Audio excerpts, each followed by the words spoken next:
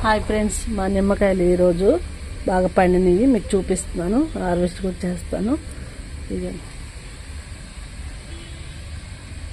గుత్తులు గుత్తులు ఉన్నాయి చూసారా.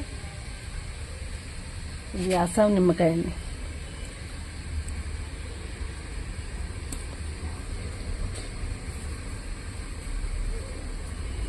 రసం మాత్రం చాలా బాగుంటుంది.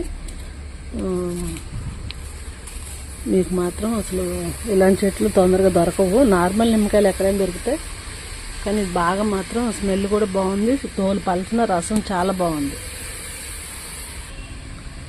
చూసారా ఎన్ని కాయలు వచ్చాయో.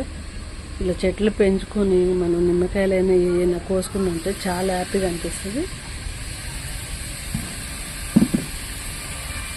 వీడియో నచ్చితే లైక్ చేయండి, షేర్ చేయండి, సబ్స్క్రైబ్ చేసి